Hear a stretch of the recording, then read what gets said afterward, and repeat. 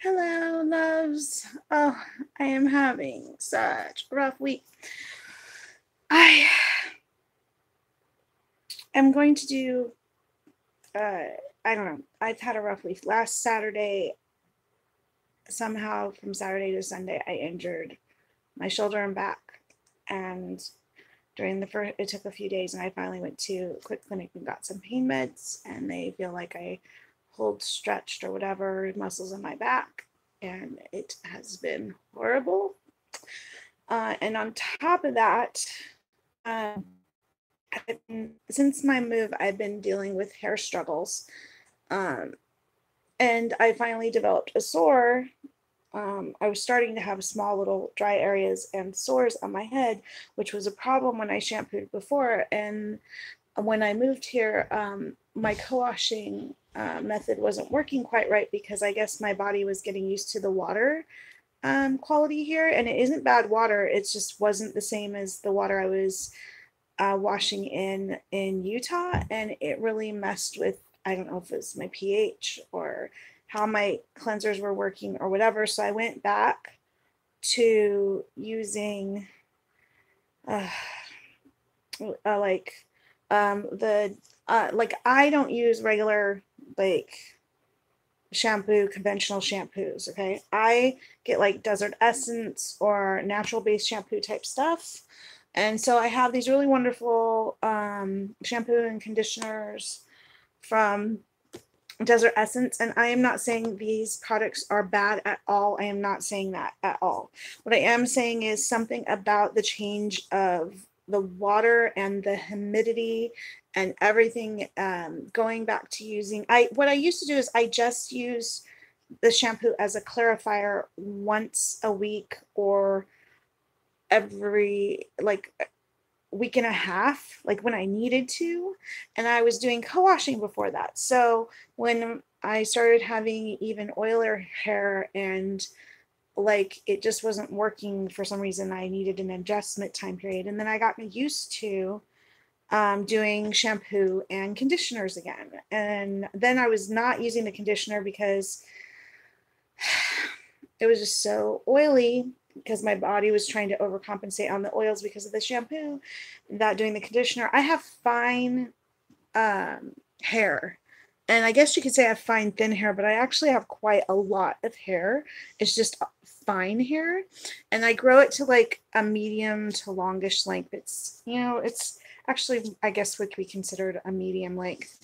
And other type of conditioner brand I used to use when I started co-washing was actually Suave, and I always keep some around because trading out different ones kind of helps my system try to work harder to figure out what's going on. I don't know. It's just the habit I had grown into. And so when I knew I was going back into using shampoos, I got Desert Essence because I use their lotions, and I actually don't like perfumed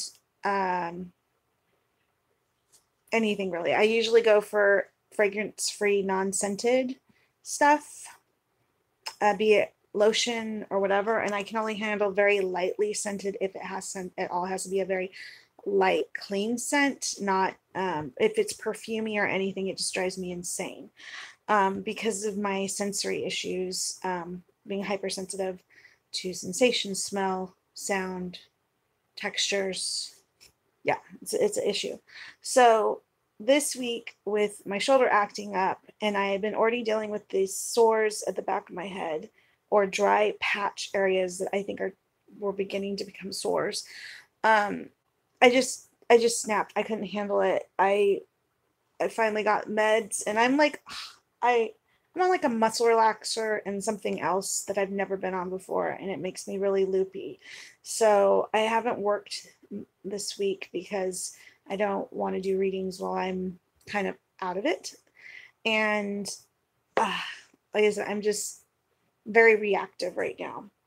But I gotta say that so I go back and I decide, no, I'm going back to do conditioner washing. My body has got to have balanced somehow with the water I live with now, and I just can't keep shampooing as often as I have, because I know that's what's making me get dry sores and patches on my scalp, because that I had this before, and the way I got rid of it was going to no poo.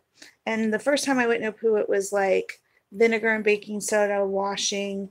If you don't know what that is, please just research it, because I am not in the temperament right now to explain that or request that I do a video. But there are so many other videos about no poo, water only washing. I didn't do that. I did the vinegar and baking soda. I even tried just baking soda. I found out that I can possibly just do a clarifying with the apple cider vinegar and do the co-washing. And now, of all things, they have cleansing conditioners. I am so confused at this point. But my problem is that I can barely handle the natural base stuff, which already has no parabens, no sodium sulfates. I've got rid of that a long time ago. There's no phtalates, I think that is, artificial fragrances or colors, no silicones, no EDTA or glycol, is it glycol, or petroleum-based ingredients. None of that is in this conditioner. Okay, so none of that's in this, and none of that's in this conditioner, which is the green apple ginger conditioner for volume for fine hair. Now, because it has the volume stuff, I think there might be some additional chemicals in here that I don't know about. I am a little too lippy to try to fine read everything on here, but there's a reason I went to Desert Essence, because they are a pretty good brand, and they're just under $10, or like $8 or $9, and they're wonderful. And like I said, I can get away with using their shampoos like once a week or something, and my head doesn't start getting sores. But when I had to use this like almost every other time, hello, yes, I am so loopy. I'm so frustrated. It's nice to see Bella. So I wanted to do a video just saying, what the heck? They've changed so much on this. Oh, thank you. It actually was weird. The only thing I know I did was on Saturday, I went shopping and I lifted a couple of heavy bags, but it's the same shoulder I injured in high school. I actually tore something in my shoulder back then. And it could be anything from just twisting the wrong way from lifting it or whatever. But I also have issues with my shoulder because I have to side sleep, and due to breathing issues at night. And I sometimes with that can do a nerve thing or a pressure thing. So I thought it was that, but I've never had pain like on the other side of the shoulder blade, like right near my spine. And that was what was killing me. So I'm on pain meds. And I'm clear tonight because I'm taking half the dose of the muscle relaxer than I should be, but I'm getting tired of being so out of it that I can't hardly function, and I'm barely functioning now. So yeah, it's a pain, but I am feeling better. I am much better than I was on Wednesday, but I'm still having to be careful about what I lift and what I'm doing.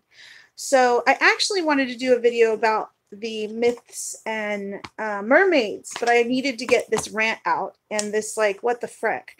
And Bella, if you know anything about this, this is great, because I found, yeah, don't want to be in pain, but want to be clear-headed so you can do readings or whatever the heck you do spiritually, right? So yeah.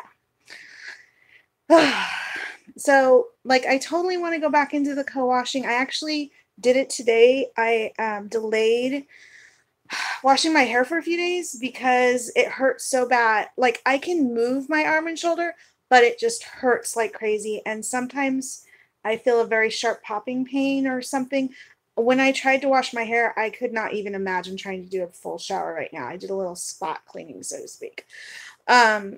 So I'm relatively clean, thank goodness. And I did do the co-washing, and there is a transition period when you're going back to it. Luckily, most of the products I use already don't have the worst stuff in them.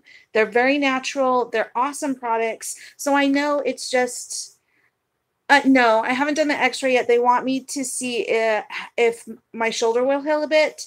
But if it keeps happening after like 2 or 3 weeks, or if it doesn't get stronger, if the pain doesn't go away, then I'm probably going to get an x-ray and everything else, because honestly, I didn't fall. I didn't hit myself. I didn't do anything. It's just a muscle strain. I'm pretty sure they're right. If I get chest pain with it though, because I was feeling it through my chest, which was kind of weird for me, but it wasn't pain. It was just I could really feel the area that was hurt in my shoulder through my chest, if that makes sense.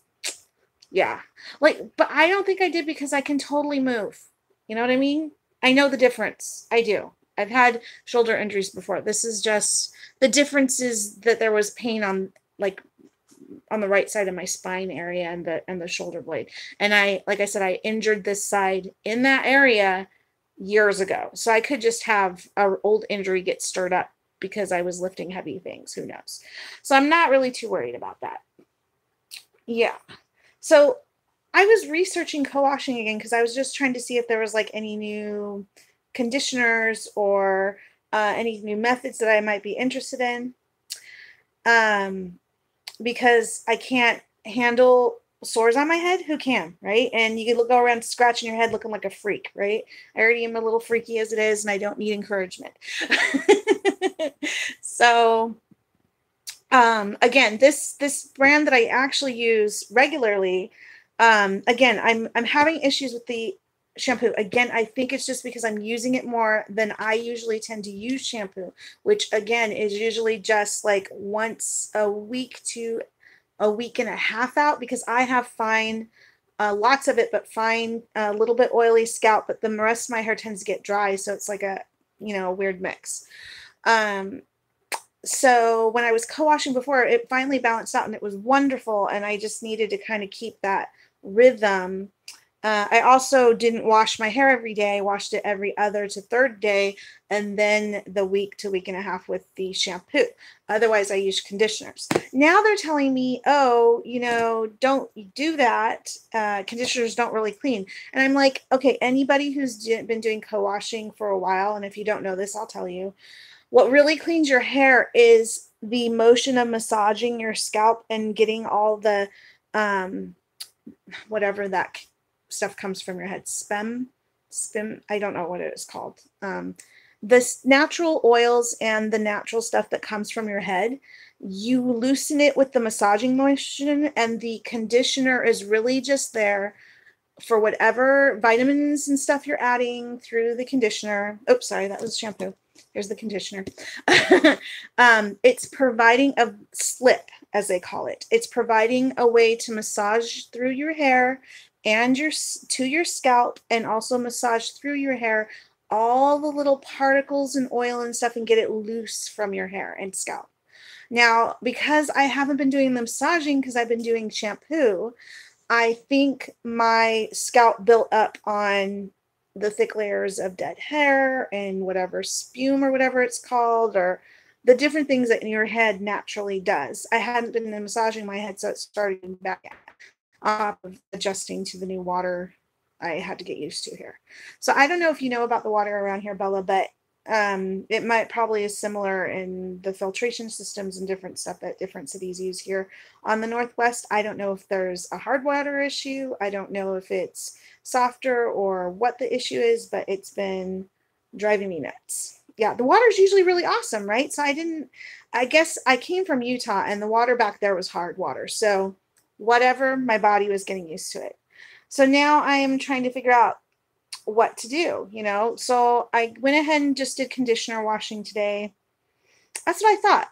But we do have humidity here, which means if you do have fine, thin, or oily hair, it can be you may have to wash more often. If you have more coarse, thicker hair, then you don't have to worry about it as much. It's probably the perfect environment for your hair here.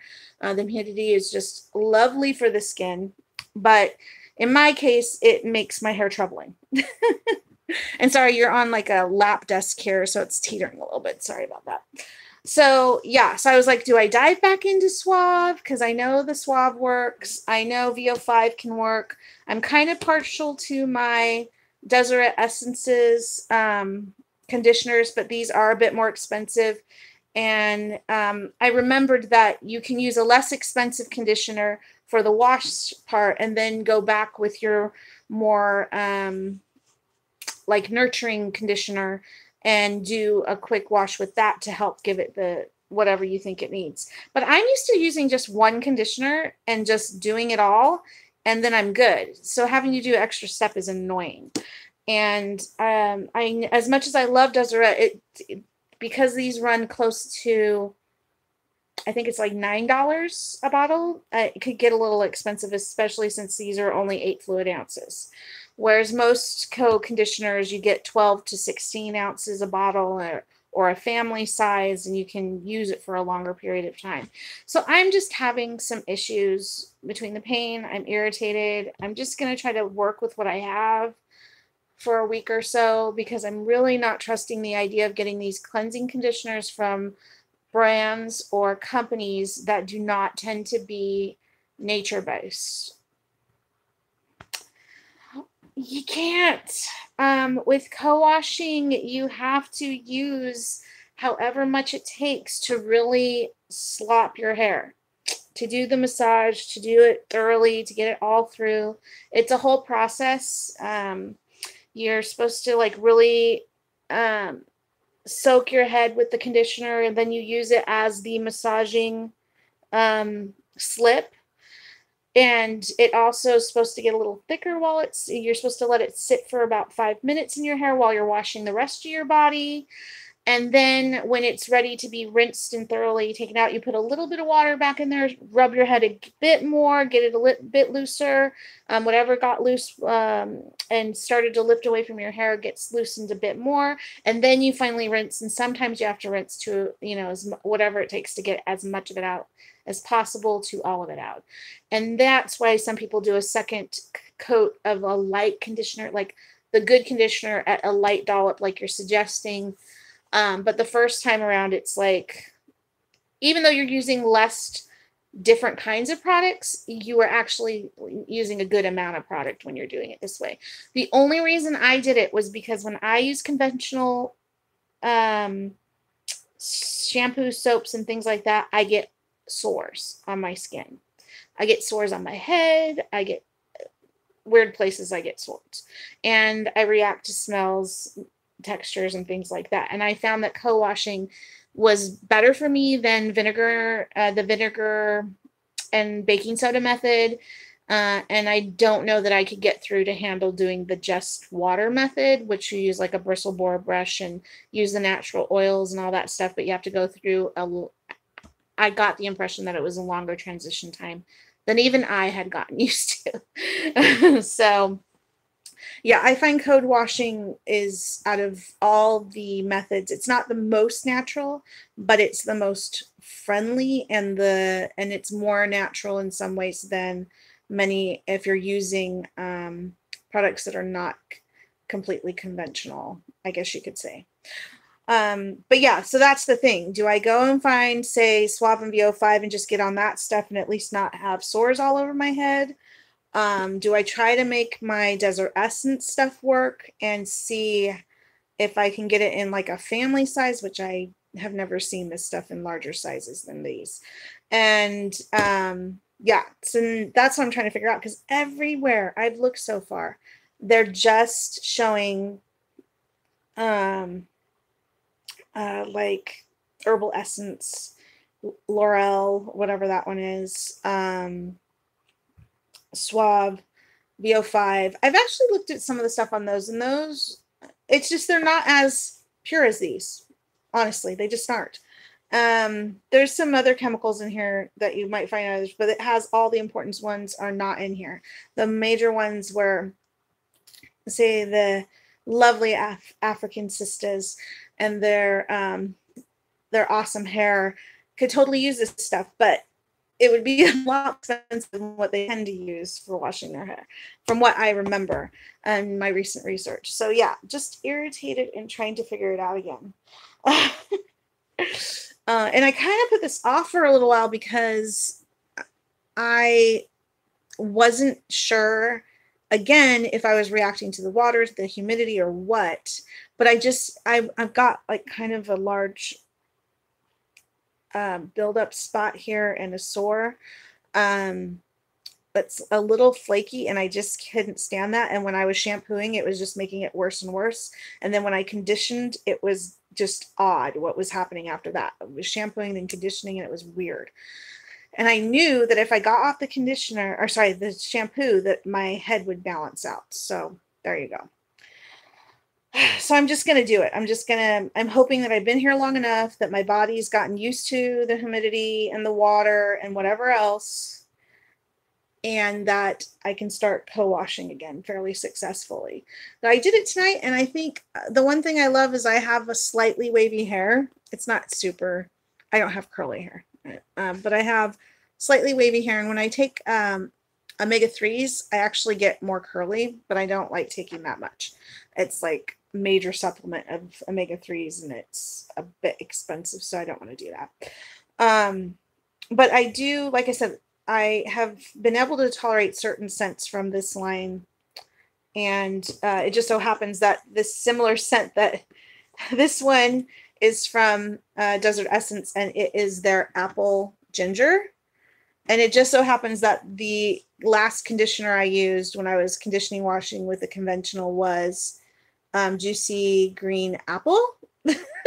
So evidently that scent doesn't bother me too much. And then I think that I had like a peppermint one, but that one was too tingly. I didn't like that. Some people would love that. It would help wake them up, but it was just too stimulating for me. And this is a non-fragrant one. The other thing with the apple one from Deseret, it's a volumizing, and it's meant for fine hair, so that's nice. But again, that means that there's probably a few more chemicals in that than co-washing would want, and I'll probably have to use that sparingly and go to more of the non-scented, or one that isn't necessarily volumizing. So there you go. Yeah, so I think that's all I'm going to say on the need to switch to co-washing. Happy to go back to it, but not sure how it's going to go, and just needing to heal my scalp back here because it was ridiculous. And then it just got, because I'm in pain, it annoyed me more than ever. And I was just like, okay, that's it. I'm just going to do it now, even if it, I mean, I'm even moving it now. You can see me moving the shoulder. I can move it. I'm on the muscular relaxer right now, but I have twinges going on every time I move, especially in my back there. Yeah, so it's weird. And different parts of the day, my shoulder seems to be more stiff. I don't know. It's weird. In case you're wondering what's in my hand, this is EOS, just one of their fruity flavored lip balms, because I didn't want to wear lip gloss right now. Like I said, I'm irritated. So yeah, the other thing, I actually tried filming a talk about the Myth Mermaids, but I didn't post it because I realized I was even loopier than I am right now. I wanted to talk about it because I was looking online for some actual detailed reviews and uses of this deck, and there is not one that's over. I didn't see one that was over 15 minutes. Maybe I could be wrong, but when I looked at it the other night, I was like, why is there nothing more about this deck out there? Most of them are just flip throughs and first impressions. It's a gorgeous deck. It's a Jasmine Beck Griffith deck. And yes, this is not an open and go deck. Like, you actually have to study it to use this deck. It's kind of like the Enchanted Oracle, which was another artist piece one, in that you need to study the meanings and get them down like you would learning a Marcella Tarot, or, you know, like a what is it, Rider Smith, whatever, Tarot, because, oh, no worries.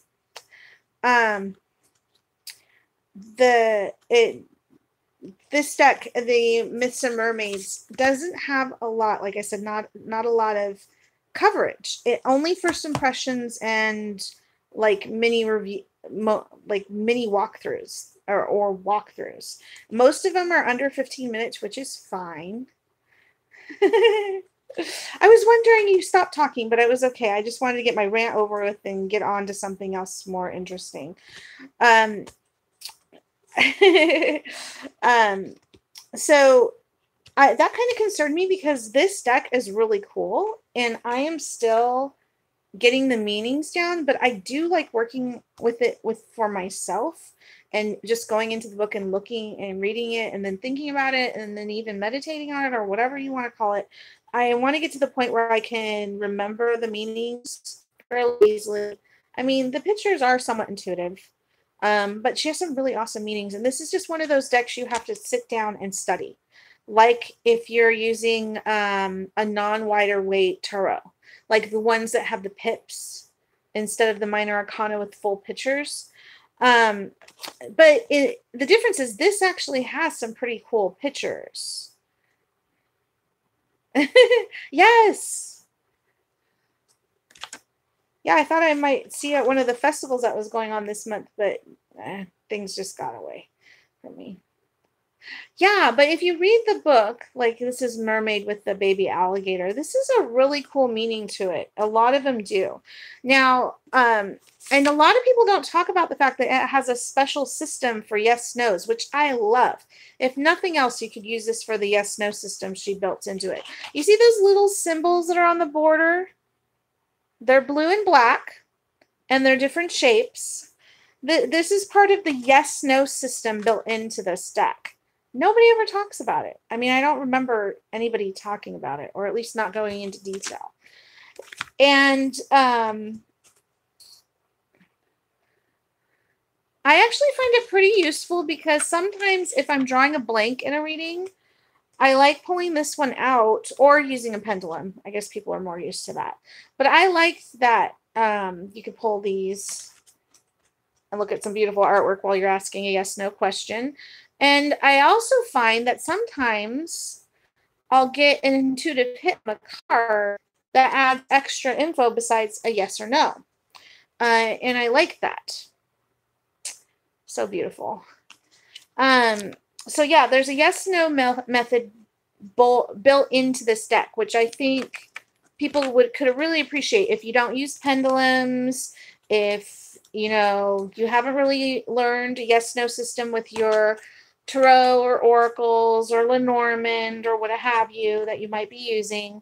This Myth Mermaids has a nice little system. Basically, and I have to read the thing, but basically I tend to pull 3 cards or even 4, and then, or I just look at the first card after I've shuffled and see if it's a blue or a black card. And let me just go to that section of the book. It's in the beginning. It talks the yes, no question. Oh, there it is. Okay. Simple readings. They have, for questions to which there is a yes, no answer, the cards are prepared to give you clarification quickly and easily. Keep your question in mind as you are shuffling the cards. Either ruminate on the situation at hand or literally repeat the question over and over in your head or your mind or out loud if this helps with your concentration. Okay? Do not worry about the orientation of the cards for this reading. There is no antithesis, which is the regular definition versus the reverse. Antithesis stands for reverse in this case. Antithesis scenario. Try to say that when you're not feeling clear-headed. All right. In this case, okay. So when you have finished shuffling to your satisfaction, fan the cards out. Kind of meditate for a moment, or just take a few breaths. In my case. And then on the backs of the cards until you feel drawn to one in particular. And then draw this card out of the fan as if pulled for a magician's trick. See, tongue-tied. Not that I'm not normally tongue-tied, right? And examine the symbol in the bottom left-hand corner. For this reading, the card itself is irrelevant. And it is the symbol that's significant. So the pictures are relevant when you're doing this reading. But I find that you can get intuitive hits that emphasize something for a yes-no reading if you pay attention to which ones you got. If the blue symbol is blue in color, then your answer is to the question is yes. If it is black, it is no, basically. Okay, and so I like that. I don't necessarily do the fan unless I have plenty of room. I have a little bit of a smaller reading table.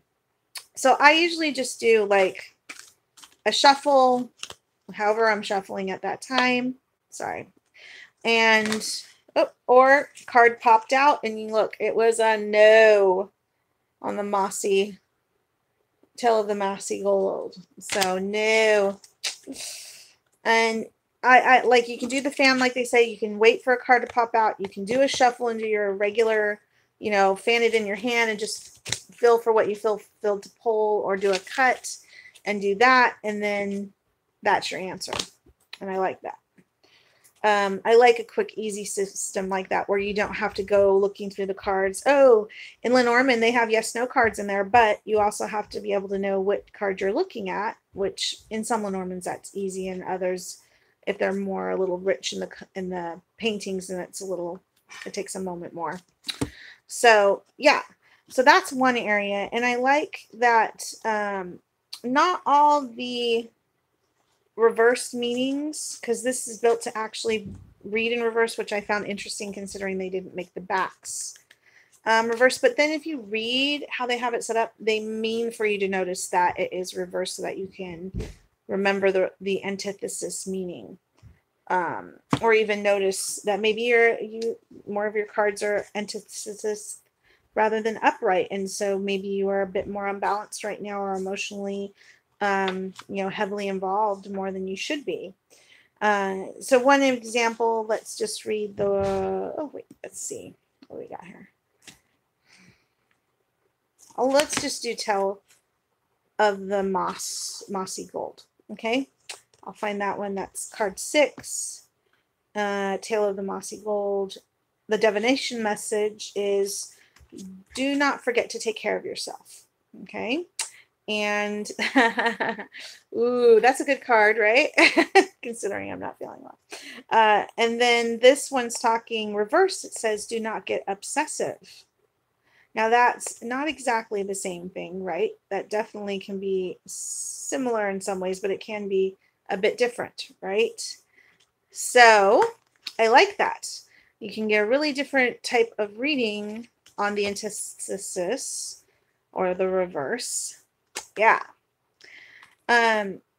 So I would encourage people to take another look at this deck, because yeah, I know it's not the easy, oh, I wish there was just meanings written on the bottom of the cards, but I cannot tell you how many times as a reader I get people going, oh, you just read the bottom of the card. That's not intuitive. That's not psychic.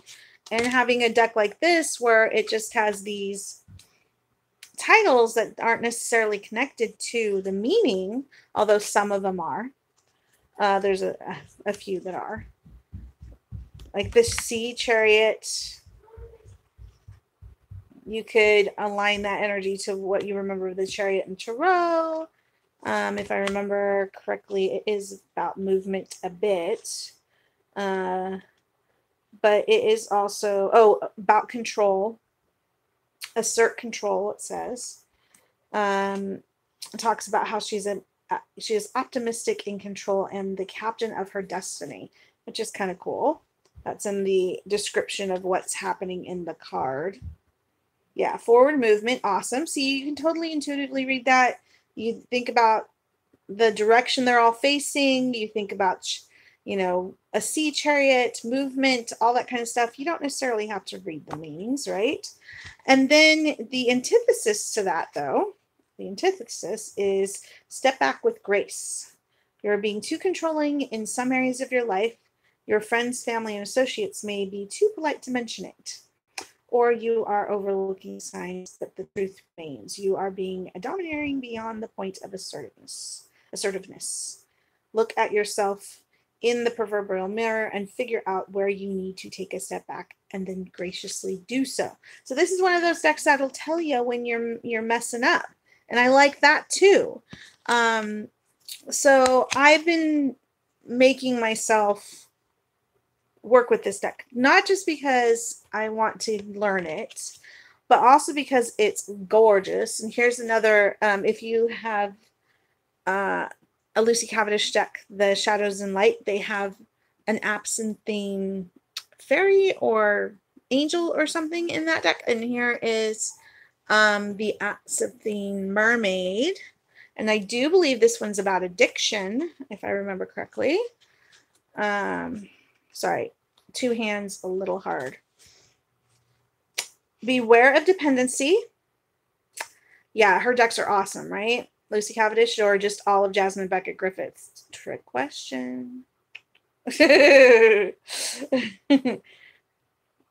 So this one, because this is a Jasmine Beckett Griffith deck, but she did this with her sisters, Amber Logan and Kachina Micheletta. They are her sisters, not, she didn't do this one with Lucy. And I think that's partially why this has such a different feel in structure and in an intent. And I love this one. I am still getting a better relationship with it. I am working on admittedly memorizing these meanings, but I'm also allowing myself, my intuition, to create its own meanings with this deck, which is what we are encouraged to do with tarot. So why can't we put the effort into a oracle for the same thing? I have just heard so many people go, oh, I don't like it. It doesn't have meanings I can just latch onto. I'm like, what? Okay. Now, I too had a little bit of a stalled reaction to this deck, but it was just because I didn't fully get what was going on. Yeah. But you know what? One of the things I was going through at this Slack time, because I was like, oh, I'm not feeling great. And here in the Pacific Northwest, I'm not feeling the whole Hawaiian mermaid energy thing that you get with, or tropical island beach, oh, like really summer mermaid energy you get with Lucy Cavendish's Oracle of the Mermaids, which I know is gorgeous, but come on, it is a boobalicious deck. Just like the Mermaid of the Tarot and a couple other ones that are out there. And I'm kind of tired of boobalicious mermaids personally. I want some cute mermaids, admittedly cute. And you know what? When I saw this and I noticed the skulls in this mermaid's hair and the colors on her tail and her hair, I'm like, oh, Mexican, Spanish heritage here.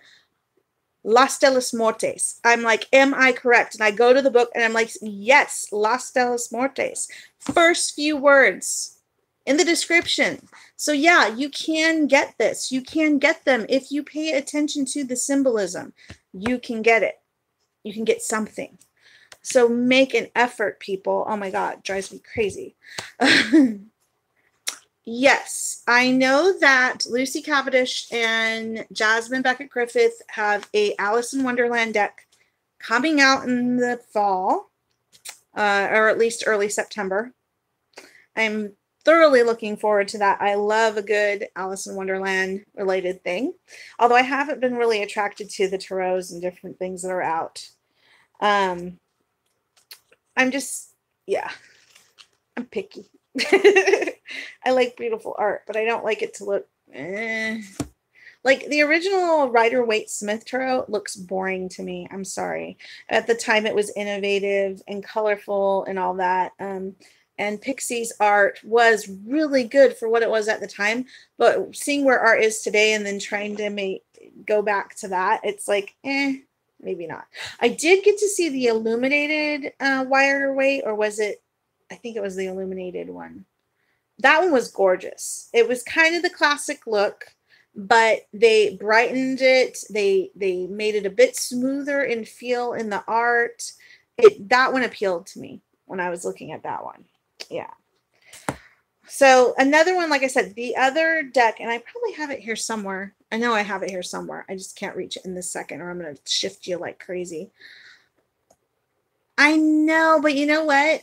I have to make myself hold off because the only thing I really want right now is admittedly, there's this mermaid and dolphin deck that I know they're coming out with a second printing of finally. But the original one, there's a few still floating around and I'm debating on getting that. It's like mermaid and dolphins. It has a lot of cultural stuff. It's by Cinco or SICO. There's a few of them still floating in there. Yeah, the blue box. they're going to have a new printing coming out, I believe, in the fall as well. So I'm looking forward to that. I really wanted a mermaid tarot, and I was kind of, oh, you have it? Oh, you lucky. So lucky. So I want to get that one, and I wanted it when I noticed it before, but I was too late in noticing it to get it. It wasn't hardly available, and I heard from another YouTuber, which has the only video online that I've seen of that mermaid and dolphin deck, is on YouTube right now. So you have the deck, so you've seen how gorgeous it is. But I also noticed it was kind of sugar sweet, although I love the fact it had whales, porpoises, and a bunch of different mammals that live in the sea in it, and octopi and a couple other really cool ones in there. I really like the style of the artwork, and I like the fact that it had some cultural stuff and things in it that I hadn't seen in a mermaid deck before. So, yeah, you have it, So I'm very drawn to that one, especially since it's an oracle as well, and it seems like it has a bit, even though it looks light and cheery in color, it seems like it has a little bit more information and more depth to it than at first glance, and I like that. So I'll probably get the new printed one or grab one of the old ones, but I have a few things that I'm saving money up for. I have homeschool stuff that I got to take care of at the end of the year here, within the next month or so. And then, yes. Well, I will try to make it effort. I'm going to have to heal up my shoulder first. I don't drive the freeways. So that's a bit tricky. But I'll see what I can do. Oh, I thank you. I'm happy to share some of my collection. I found I have a few that I didn't know were so valuable, and I feel weird about even asking for how much people are asking for some of them. Yeah. But what was I going to say? Oh, the Poppy Palin deck? I have the original one, and I was looking at it, and I'm like, I don't really feel I could sell that one. But I was thinking about doing a video, but I didn't want people pissed at me because it's not one you can get very easily. The original Poppy Palin Tarot. It's called Waking the Wild Spirit Tarot. It's gorgeous. The backs are just as gorgeous as the new one. I actually like the older one better, actually. I like the more modern look of the newer one, but I like it's borderless. Well, on the backs of the old one. Yeah, I guess I will do it, because it's like, if you're going to get the new one, you should see where she came from her first one. I haven't seen any videos of it, so maybe I will. I don't know that I have the original box, but I do have the book that came with it back then. Yeah, I'll do a video on that one. It'll be awesome. It's a gorgeous deck. It's just as brightly colored as her new one. It just has a more fairy forest feel to it. Yeah, it's gorgeous. Yeah, I heard for a little while you could buy it from Poppy Palin herself, but I don't know if she has any more copies. So maybe I will, just so people can see where she's come from and how she's changed with her new art and her newer one. I didn't like the fact that they added those thick color borders with a white border and then the picture. It looked, if I'm remembering the right one, or I might be mixing in the Gaian one. So I might be mixing in the Gaian Tarot with, because I think both of the new publications of the Gaian and Poppy Palin's new one is from Schiffer. And I like some of Schiffer's deck. I have the Beautiful Creatures. I love how they did that one.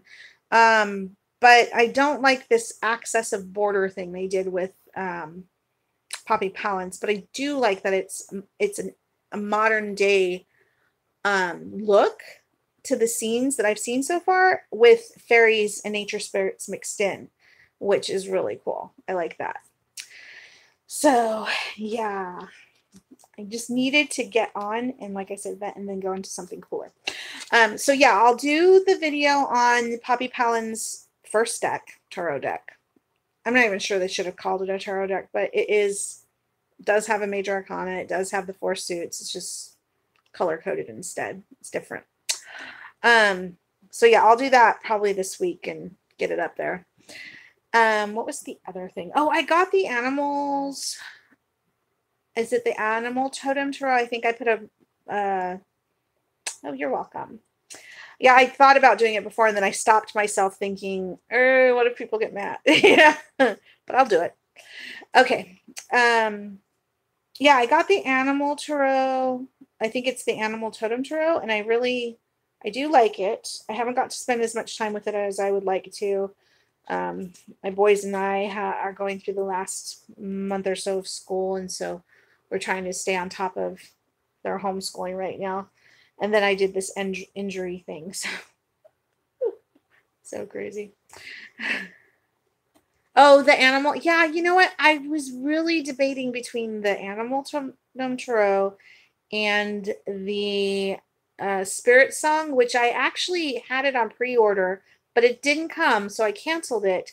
And then I visited my friend in Utah that November that it came, or was it the November just after it came out?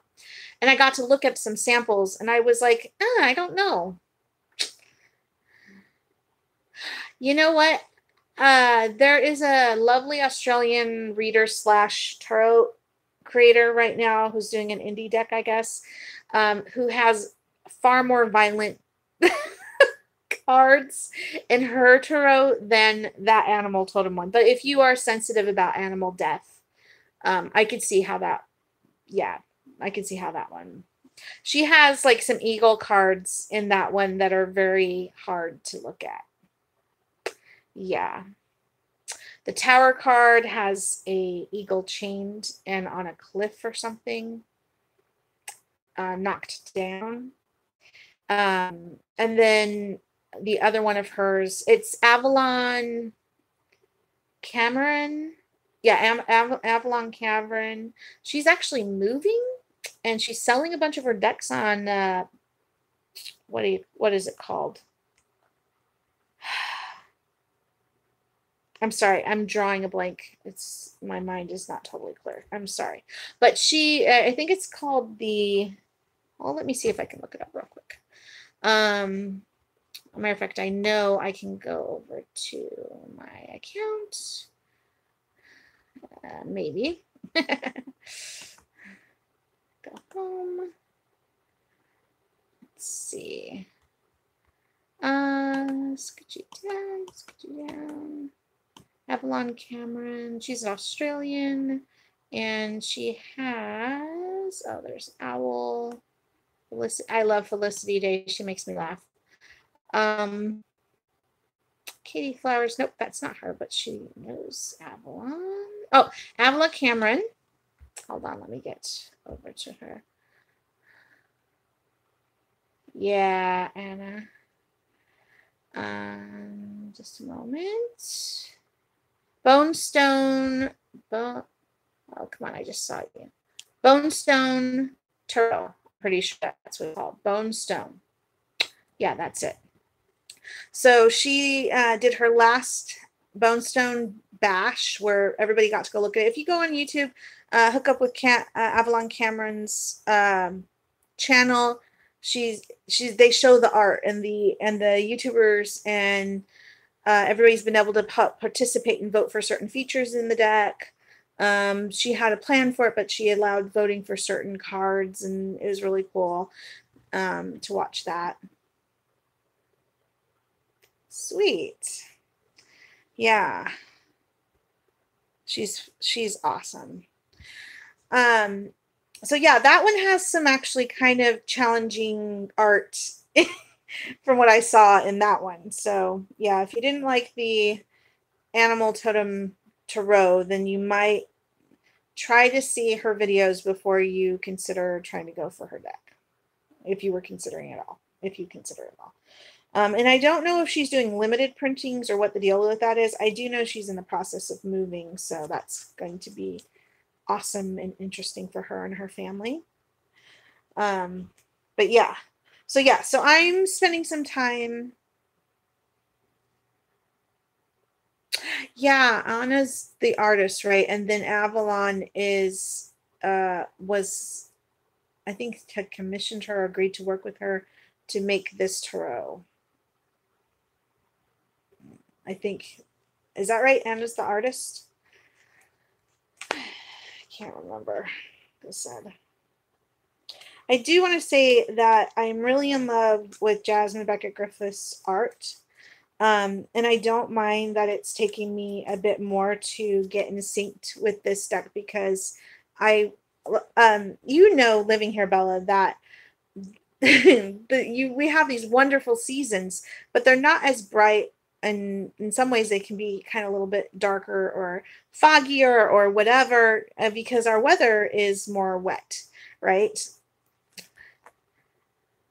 Oh, that's right. She has a few decks of her own. That's right. Okay, so she is the artist. Awesome.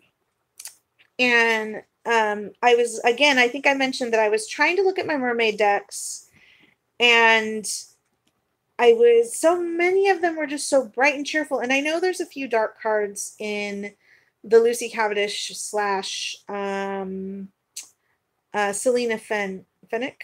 Yeah, Fennick deck, but it's so bright and so lush and so boobalicious, and I just wasn't feeling it. So I leaned toward this Myths and Mermaids Oracle of Water.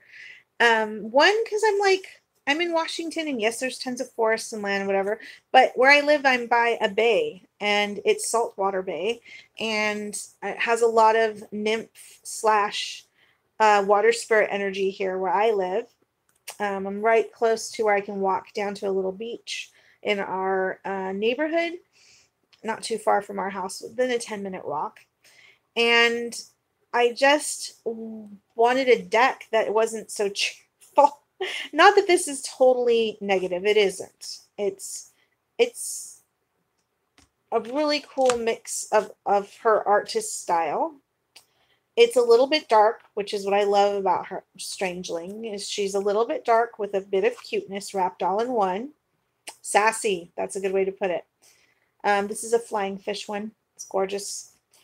And I just felt like, I don't know, there was a book that I did a tarot review on. It's called WTF is Tarot. And I loved the East Coast sauciness in that one with all the F words and everything else going off. Have a good evening. Yeah. Okay. I will definitely do it this time. The Absinthe Fairy. This kind of darker, beautiful, there's femininity here. And yes, this one may be a little bit more curvaceous than some of the other ones, but she's supposed to be tempting and addictive and drawing you in. So that's totally acceptable. And here's another mermaid that isn't quite so, I mean, she's cute. She's adorable. She's a bit earthy, but she's not all sensual and over the top boobalicious. And sometimes in some mermaid decks, even the ones that are geared towards, I think During Virtues is a pretty nice one, but there's still a lot of curviness going on in hers. I like this, the curtain slant, a certain slant of light. I like this one.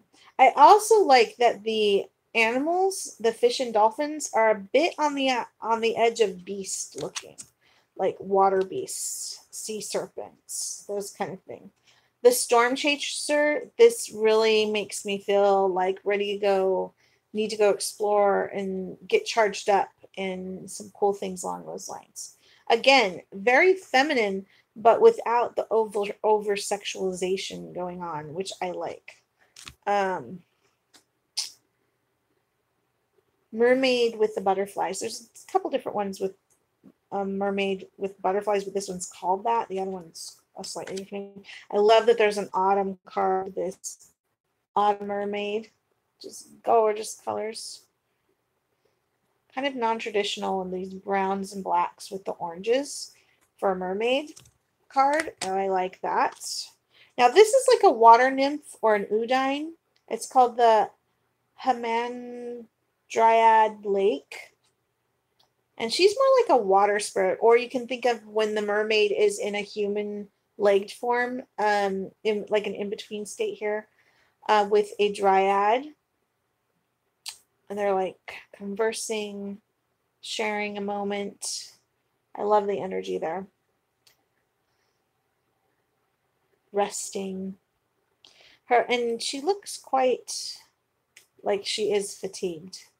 And I'm curious about. I have to look the meaning up. Like I said, I don't have all the meanings down. I've been trying to read these more intuitively, and I just want to encourage everybody to check them out.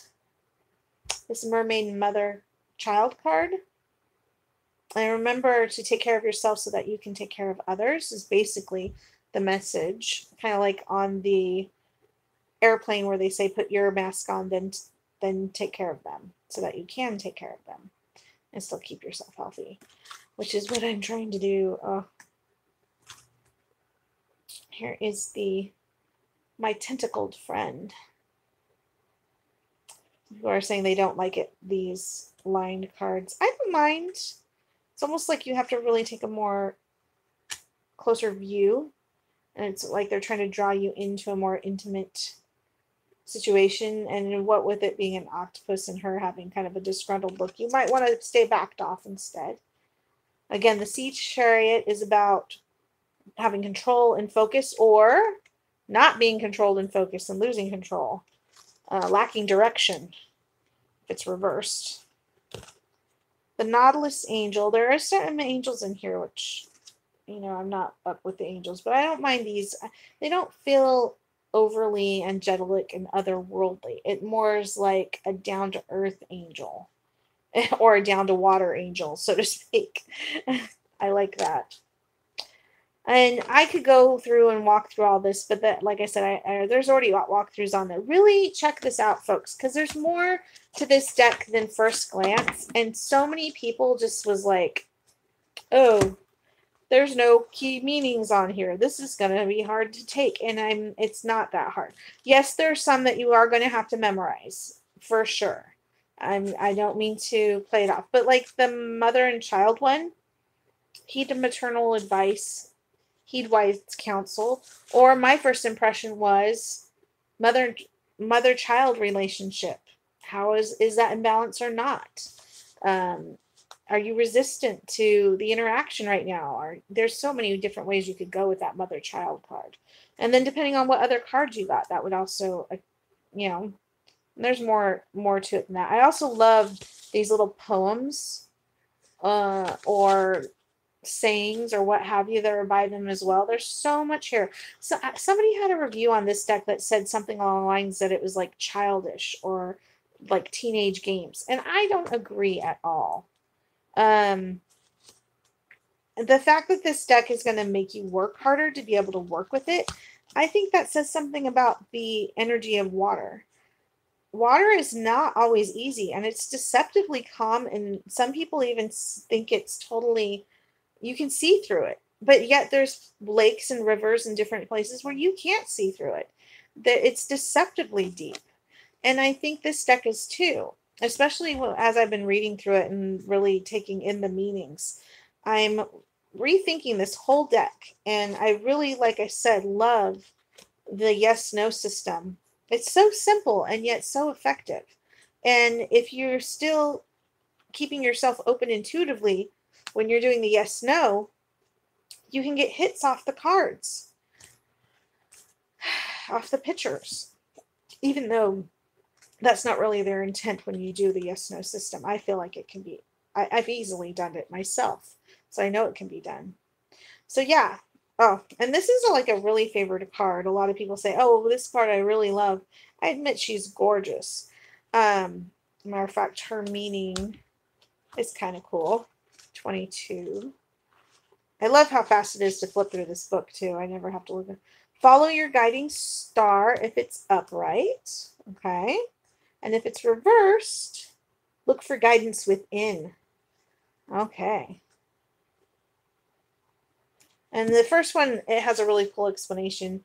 We all have someone in our lives that we can look to as a role model, someone who can guide us at times of trouble and uncertainty. And then it goes on.